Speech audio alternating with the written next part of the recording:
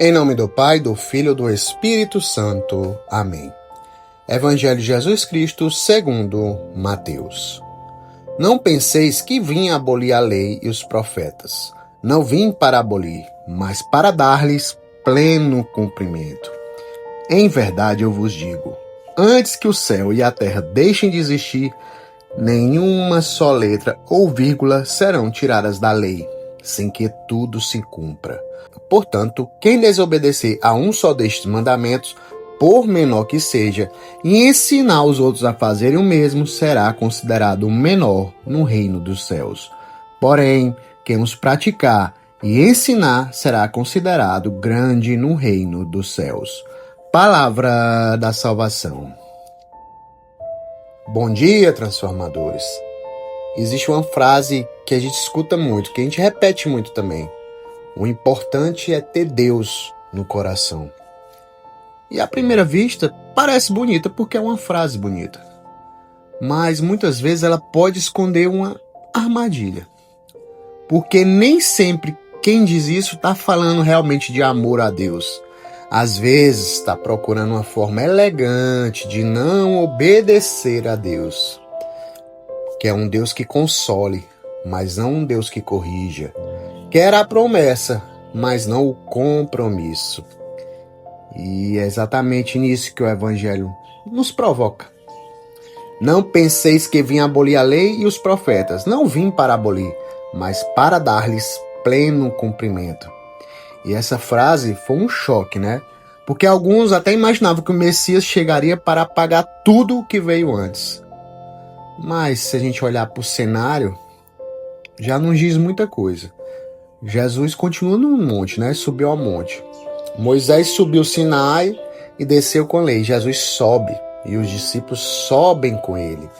A lei não está sendo apagada, está sendo elevada à plenitude por quem sempre foi seu destino. É como olhar para uma planta arquitetônica e depois contemplar a construção já pronta. A planta não era inútil, era necessária, mas sua finalidade era conduzir a obra completa. E o Antigo Testamento era preparação, Cristo é realização.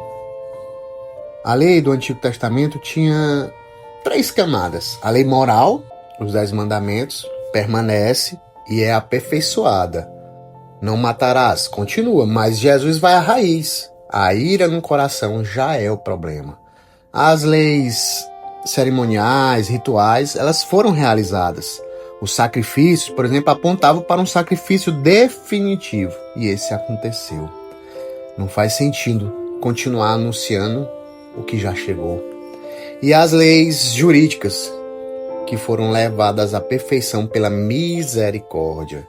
Como Jesus fez com a mulher trazida para ser apedrejada. Não ignorou a lei.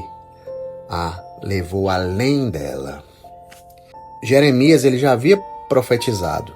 Porei minha lei no íntimo deles, gravá-la-ei em seus corações. Em Jesus, minha gente, a lei já não aparece gravada em tábuas de pedra, mas no íntimo do coração. A diferença entre o Sinai e o Sermão da Montanha não é a lei, é onde ela está escrita. São Francisco de Sales dizia, um mandato torna-se duro quando imposto por um coração tirânico. Torna-se fácil quando é o amor quem o ordena. O que mudou não foi o mandamento, foi quem o cumpre. Agora, o Espírito age de dentro. Imagine um trem. Ele só é livre para cumprir sua missão porque permanece nos trilhos. Se abandonar os trilhos em nome da liberdade, ele não vai se tornar mais livre. Torna-se um acidente. Os mandamentos não são obstáculos à nossa felicidade, são os trilhos que nos conduzem até ela. Jesus não veio adaptar a verdade aos nossos desejos, veio transformar nossos desejos pela verdade. Quem desobedecer a um só destes mandamentos e ensinar os outros a fazerem o mesmo, será considerado menor no reino dos céus. Ele não fala apenas de praticar, mas de ensinar. Porque nossas escolhas nunca afetam somente a nós. Um pai ensina, uma mãe ensina, um amigo ensina, até quem não fala ensina através do exemplo. Existe uma diferença enorme entre admirar Jesus e seguir Jesus. Muitos admiram seus milagres, muitos admiram sua misericórdia, mas o discípulo aceita também aquilo que o corrige. Porque a prova do amor não é ouvir Deus quando Ele concorda conosco.